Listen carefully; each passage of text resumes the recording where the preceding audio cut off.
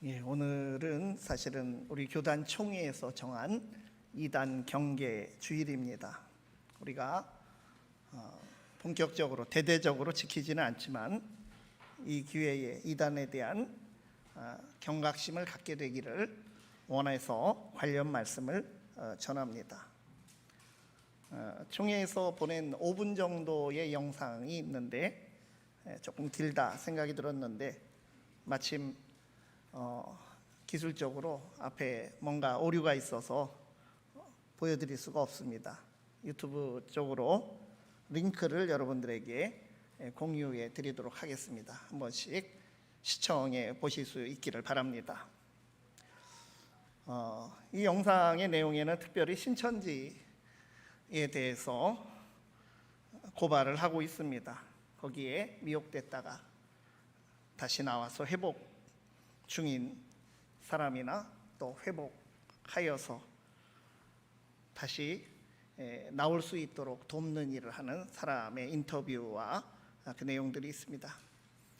참 이 신천지가 다른 이단 사이비보다도 아주 공격적이고 교활하게 미혹을 하기 때문에 그 폐해도 가장 크다고 할 수가 있습니다. 이단들이 나타난 것은 이미 초기 교회의 역사에서 찾을 수가 있습니다. 오늘 본문 디모데 전서의 말씀도 있지만 1세기 후반에 쓰여진 신약성경의 책들을 보면 이미 다른 교훈, 거짓 교훈에 대한 말씀들이 다 들어가 있는 것을 우리가 볼 수가 있습니다. 오늘 본문 디모데 전서를 보면 그 시대에 벌써 진리에서 벗어난 다른 교훈을 전하는 사람들이 교회를 어지럽혔다는 것을 알 수가 있습니다. 오늘 말씀 3절 말씀을 보면 누구든지 다른 교훈을 하며 라고 했습니다. 다른 교훈이란 표현이 나옵니다. 여러분, 이단의 이자가 다를 이자입니다. 정통 진리와 다른 교훈을 말합니다. 사입이라고 하는 말은 유사하다는 뜻이니까 이 말은 유사하지만 진짜가 아닌 것, 가짜라고 하는 뜻입니다. 이단은 잘못되고 치우친 교리를 가지고 있기 때문에 결국 사이비가 되기 십상입니다.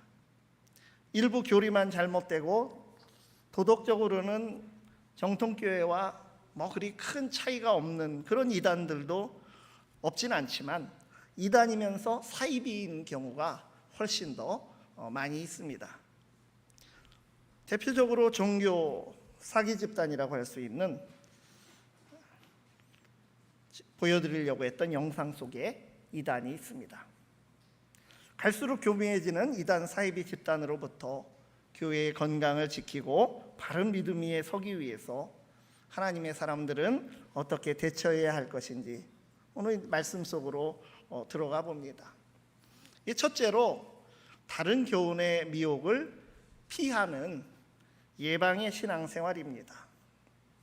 11절을 보면 사도는 너 하나님의 사람아 부르면서 명령을 합니다.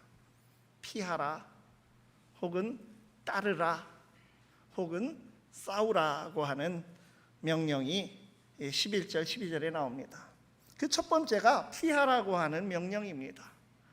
오직 너 하나님의 사람아 이것들을 피하고 6장 11절 상반절의 말씀입니다. 우선 하나님의 사람들은 피할 것이 있습니다. 우리가 하나님의 사람으로서 피할 것은 철저하게 피해야 합니다. 이단 사이비는 예방이 필요합니다. 예방이 중요하다는 것입니다. 경계를 철저히 하고 미혹되지 않도록 매우 조심하고 피해야 합니다. 오늘 말씀에서 피할 것이 있는데 이것들을 피하라 11절 말씀을 그렇게 시작을 하고 있습니다.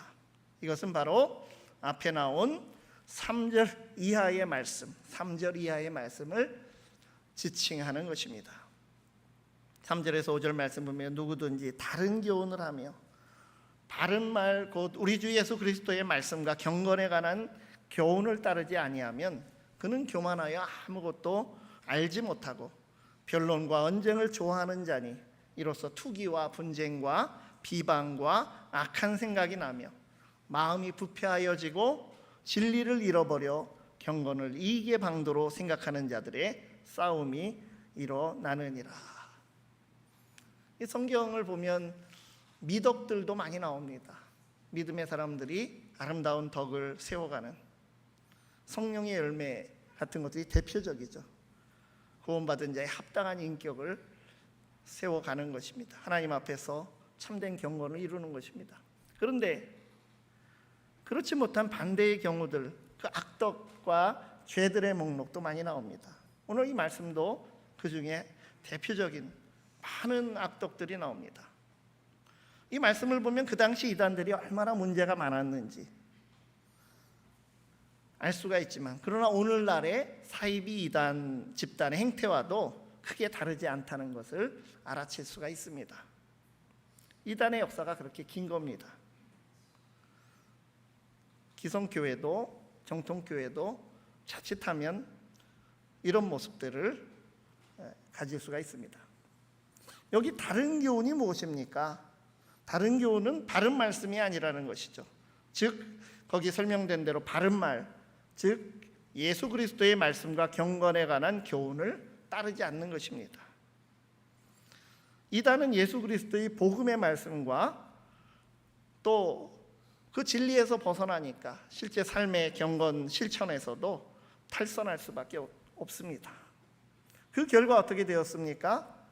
계속 이어지는 말씀을 보면 그리스도 대신 사람인 교주를 절대화하는 교만한 집단이 됩니다. 복음 진리에서 벗어났기 때문에 사실은 아무것도 알지 못하고 무지한 자들이라고 할 수가 있습니다. 그러나 자신들만 진리를 안다고, 비밀을 안다고 생각을 합니다. 성경에서 비밀이라고 하는 것은 하나님께서 계시한 예수 그리스도가 비밀입니다. 또 이들은 틀린 말인데도 훈련이 잘 되어서 아주 말을 잘합니다. 오늘 여기 말씀 보면 변론과 언쟁을 좋아하는 자들이다 라고 했습니다.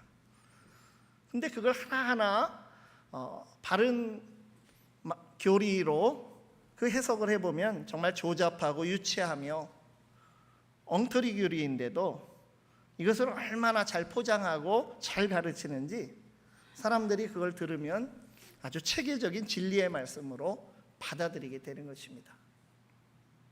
신천지를 예를 들면 무엇으로 교세를 확장했습니까? 이 두 가지입니다. 무료 성경 신학원이라는 것과 모략 전도라고 하는 것입니다. 그 두 가지를 가지고 성공적으로 교세 확장을 했습니다. 이거 먼저 있었던 이단들에게서 벤치마크를 해서 신천지식으로 아주 성공적으로 이것을 행한 것입니다. 1990년대 벌써 신앙에 열심히 있던 사람들이 곳곳에 생기기 시작한 무료 성경신학원에서 무료로 성경을 가르쳐준다고 하니까 가서 듣게 된 것입니다. 아마 한 번쯤 가본 분들도 혹시 있는지 모르겠습니다. 그런데 거기서 그럴듯한 신천지 교리에 빠져듭니다. 그러나 다 엉터리 교리입니다. 예를 들면 어떻습니까? 원숭이 엉덩이는 빨개, 빨가면 사과 맞죠? 사과는 맛있어. 그럼 결론이 어떻게 됩니까? 원숭이 엉덩이는 맛있어. 먹어보셨습니까? 선교지에 갔더니 그 난민의 청년이 탈출을 했는데 원숭이를 만나가지고 원숭이를 이렇게 잡아서 또 문제가 된 그런 이야기를 선교지에서 들은 적이 있습니다. 이 원숭이 엉덩이는 맛있다 말이 맞는 말이고 완전히 틀렸습니다. 예를 들면 그렇습니다. 예수님께서 구름 타고 오신다고 했을 때 그 구름은 무슨 뜻이냐? 그것은 정말 승천하신 그대로 오신다. 어떠한 모습인지 우리 정확히 알 수는 없지만 그런 말씀을 하는 건데 그걸 신천지가 어떻게 해석합니까? 히브리서에 허다한 구름같이 둘러싼 허다한 증인들이 있으니 이런 말씀이 나오거든요. 그러니까 그 구름은 허다한 증인, 많은 사람들을 의미하는 것이다. 여러분 예수님은 예수님이 태어난 다음에 역사니까 주후 30년경에 살아가시면서 그 말씀을 하셨고 히브리서는 1세기가 끝나갈 때 쓰여진 겁니다. 근데 그 말씀 가지고 거의 100년 가까이 차이 나는 말씀을 가지고 예수님 말씀을 마음대로 갖다 해석을 하니까 원숭이 엉덩이가 맛있게 되는 것입니다. 똑같은 거죠. 그걸 뜯어보면 그 구조는 똑같습니다. 완전히 틀렸습니다. 그래서 거기 가면 일반 학교처럼 칠판이 있고 또 교실 책상 같은 것들, 교탁이 있고 수강생들의 책상이 있는데 전후 좌우로 똑같은 처음 온 듯한 수강생들이 앉아 있지만 그 동서남북의 수강생들은 전부 이미 신자가 된 그 한 사람을 포섭하기 위해서 거기에 앉아 있는 것입니다. 분위기를 조성해서 빠지게 만드는 모략, 속임수의 일종입니다. 또 하나 예를 들면 어떤 집사님이 어려운 문제를 가지고 응답을 받기 위해서 기도원에 가서 하나님께 열심히 매달려 기도하게 되었는데 거기서 한 선교사를 만났습니다. 선교사가 하는 말이 아까 기도하는 모습을 보니까 우리 집사님의 어깨에 쌍무지개가 보입니다. 하나님이 집사님을 크게 사용하시고 축복하시려나 봅니다. 이 집사님이 얼마나 기뻤는지 감격스럽고 기도가 응답되었다는 확신이 들었습니다. 고맙다고 말하려고 하는데 그 말도 하기도 전에 금방 또 말합니다. 그런데 집사님 그 무지개 끝을 보니까 어두운 그림자가 드리워져 있습니다. 조금 전 감동이 사라지고 염려가 몰려옵니다. 여러분, 기도원 가는 사람들은 뭔가 문제거리를 가지고 가는 거죠. 되게 고민거리를 가지고 갑니다. 집사님 우리 함께 기도해 드릴 테니까 연락처 교환합시다. 그래서 그 집사님 아무 의심 없이 연락처를 교환했고 나중에 신천지 복음방에 가 있게 되었습니다.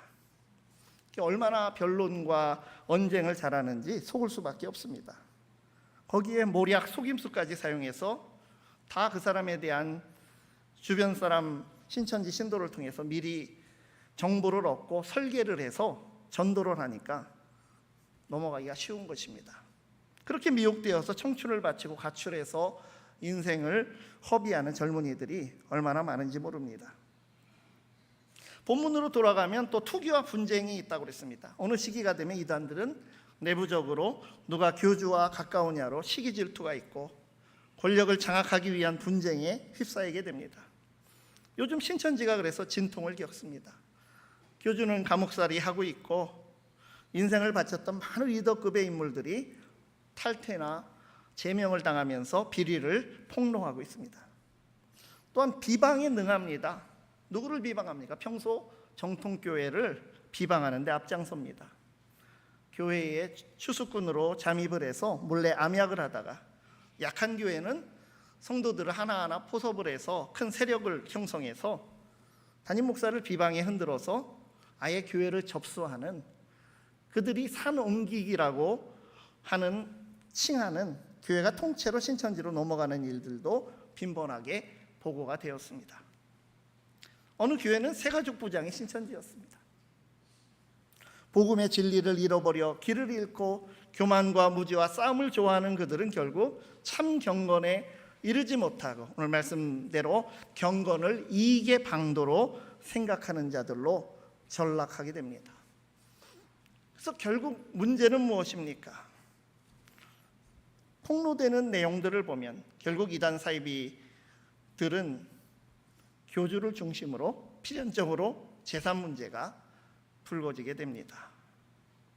그래서 오늘 오늘 부분을 보면 그 물질에 대한 얘기, 자족하는 얘기, 일만하게 근원이니 이런 이야기들이 그 중간에 들어가 있는 것입니다.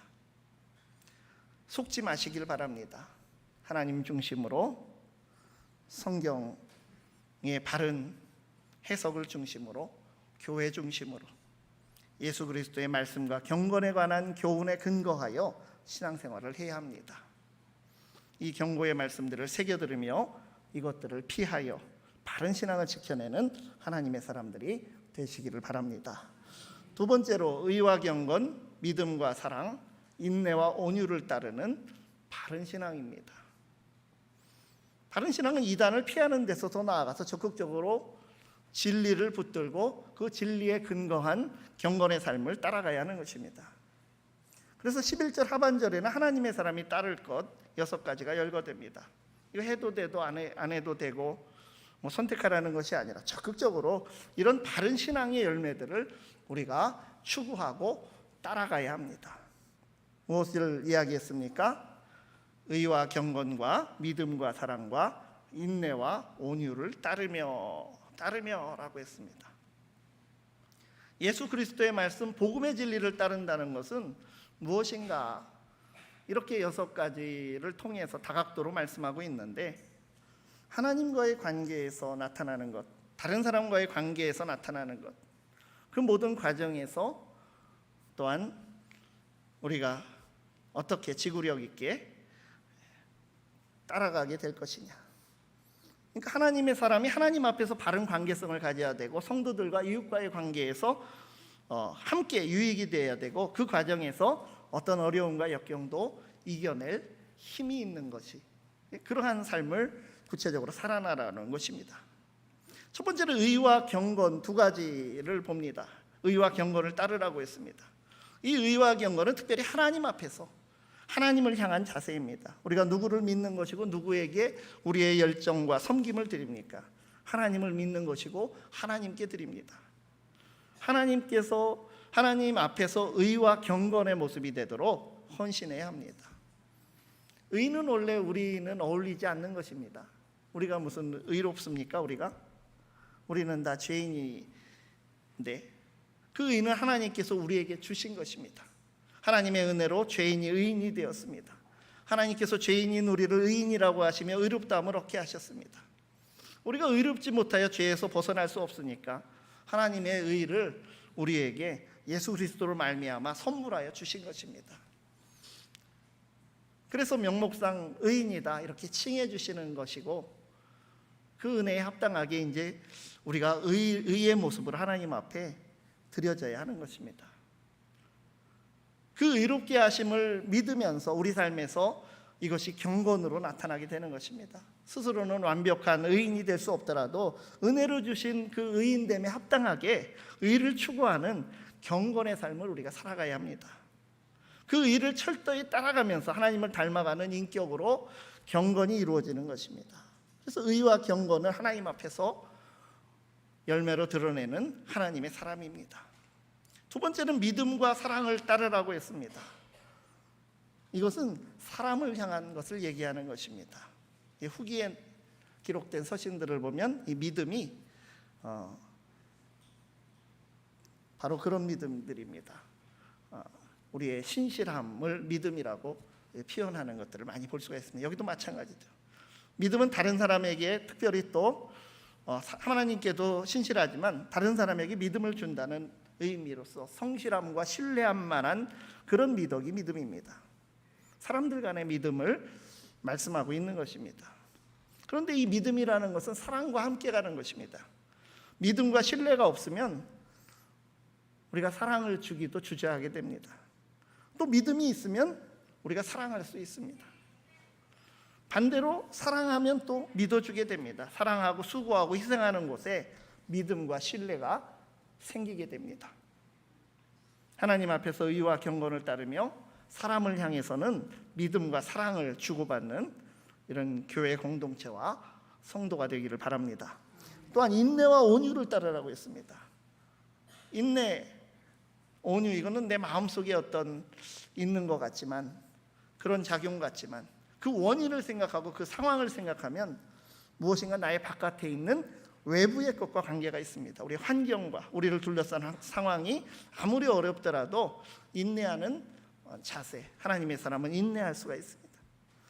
하나님의 사람은 인내하기 때문에 내적으로 강해서 온유할 수가 있다는 것입니다.